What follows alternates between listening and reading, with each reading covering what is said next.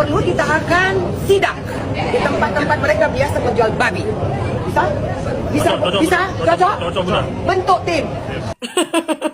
Cocok, cocok, cocok. Bentuk tim meledak. Apa pula bentuk-bentuk tim ibu ini? Bu, perkuat imanmu. Kau urus anak cucu, Bu, suami, ya, keluarga ibu. Gak usah dulu babi itu dulu ibu urus. Sampai bentuk tim. Yang masalah bagi kami, ketika kalian menjual babi di masjid. Tungki kau ya. Baru pagi-pagi pun aku udah mendapat postingan seperti ini.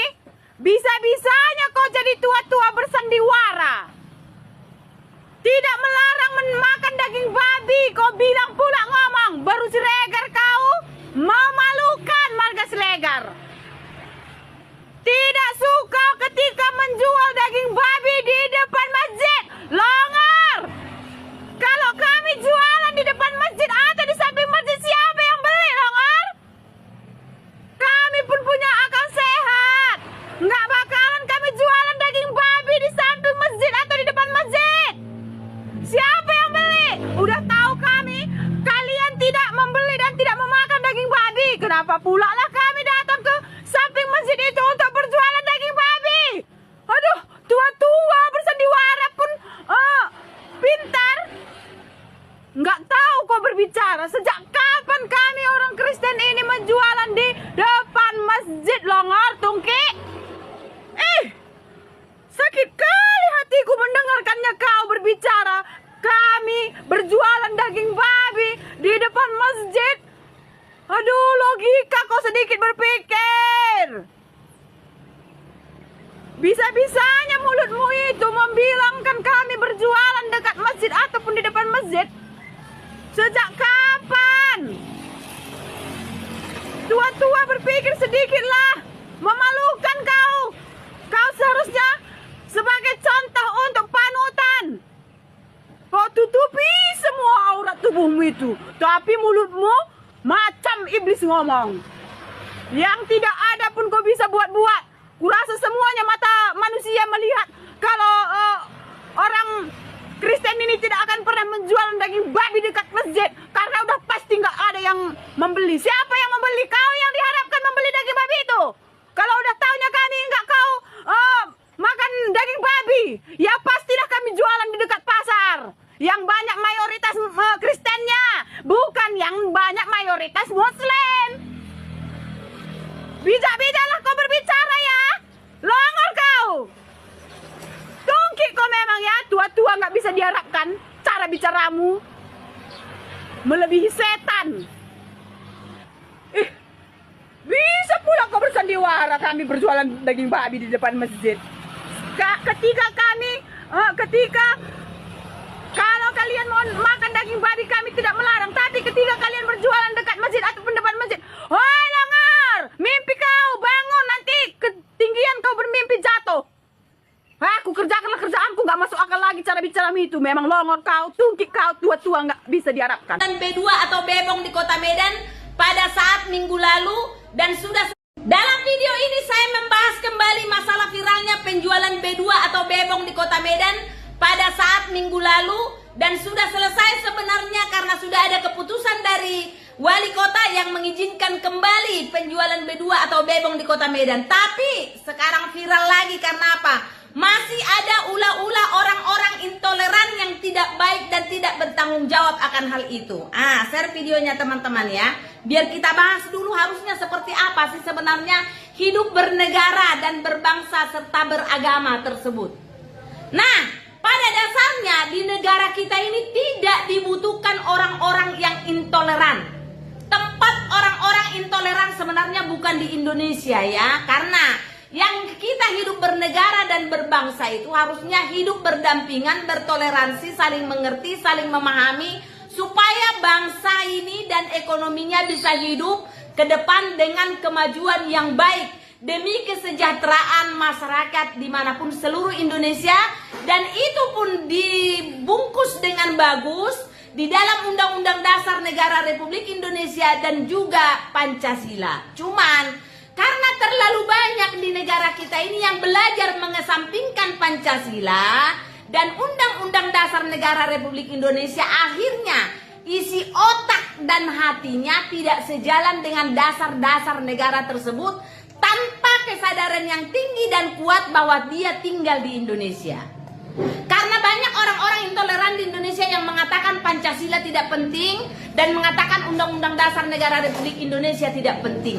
Dia tidak sadar bahwa dia hidup di negara Indonesia. Ya, termasuk orang-orang kemarin yang saya kasih tahu, orang-orang yang tidak baik tersebut, yang merencanakan kembali menyidak lagi pasar-pasar di kota Medan, yang merencanakan keributan-keributan.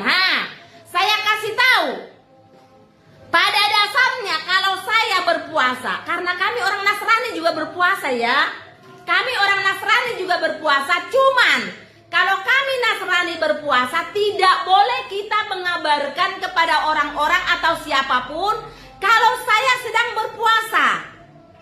Karena urusan berpuasa itu bukan urusan dengan makanan, bukan urusan dengan manusia, apalagi urusan dengan babi. Gak ada urusannya itu. Urusan berpuasa itu adalah kepribadian saya, karena saya merindukan nanti surga yang kekal, melalui kelakuan saya di dalam agama saya, dan hubungannya sebenarnya hanyalah kepada Tuhan Sang Pencipta. Bukan kepada manusia, bukan kepada dunia, bukan kepada makanan, bukan kepada minuman, bukan kepada nasi, dan bukan pula apalagi B2.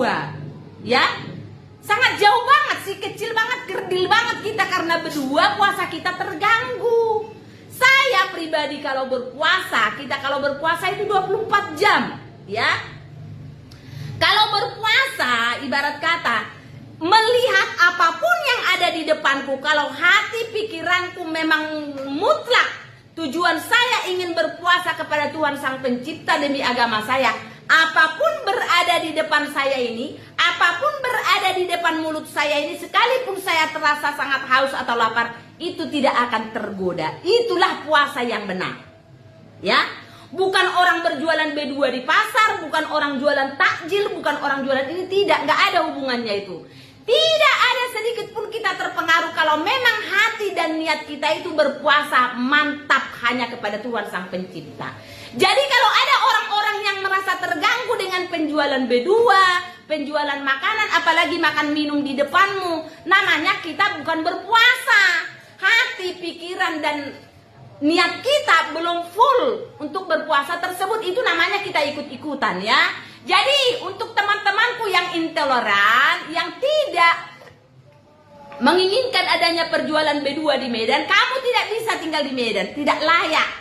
Dan puasamu sebenarnya juga tidak layak karena kamu merasa terganggu dengan perjualan B2.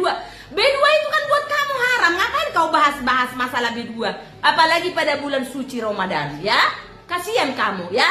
Oke teman-teman, share videonya, jauhkan orang-orang yang intoleran karena itu tidak kita butuhkan di negara Indonesia. Ya, shalom teman-teman semua. Terima kasih sudah menonton video ini dan kiranya video ini bisa menjadi pelajaran bagi kita semua serta mencerdaskan dan menyadarkan kita akan suatu kebenaran.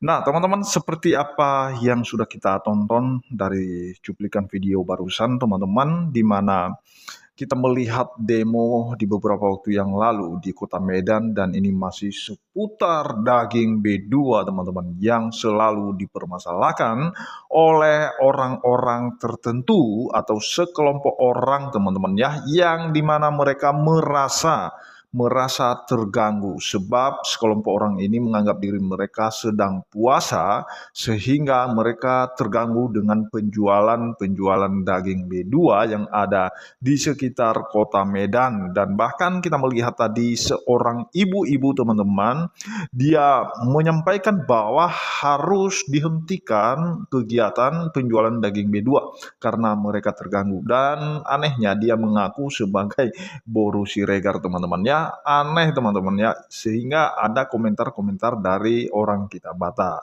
yang sebenarnya tindakan ibu itu benar-benar memalukan teman-teman, memalukan.